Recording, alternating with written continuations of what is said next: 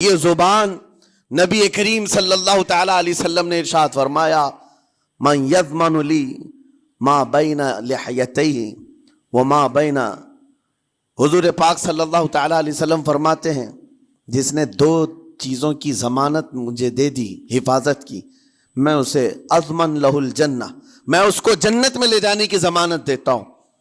دو چیزیں کیا ہیں؟ حضور فرماتے ہیں ایک دو جبڑوں کے بیچ میں جو موجود زبان ہے اس کی حفاظت کر لے، اور دو رانوں کے بیچ میں جو شرمگاہ ہے اس کی حفاظت کر لے، یہ دو چیزیں جس نے بچا لیا میں اس کو جنت میں لے جانے کی ذمہ داری دیتا ہوں، ضمانت دیتا ہوں۔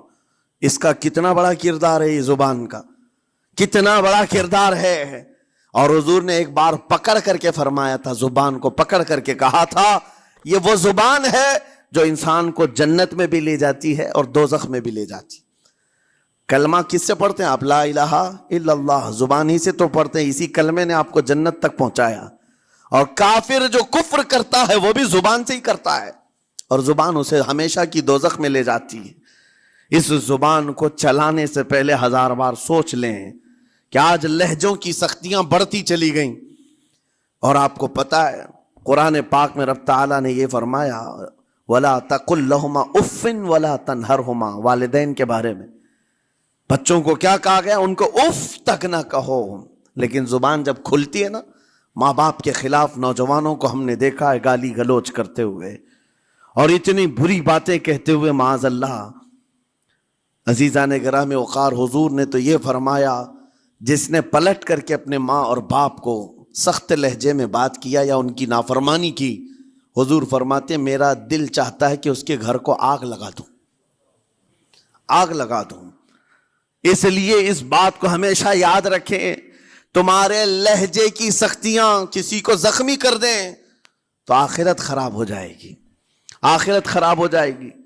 حضرت علقمہ رضی اللہ تعالیٰ عنہ حضور کے صحابی ہیں، حضور صلی اللہ علیہ وسلم کے صحابی ہیں، آخری وقت آ گیا تھا لیکن زبان نہیں کھلتی تھی۔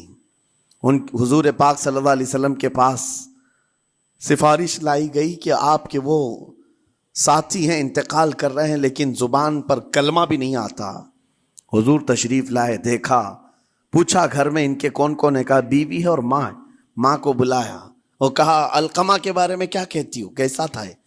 کہا بہت اچھا، پرہیزگار، عبادت گزار، ساری نیکوکاریاں اس کے اندر ہیں۔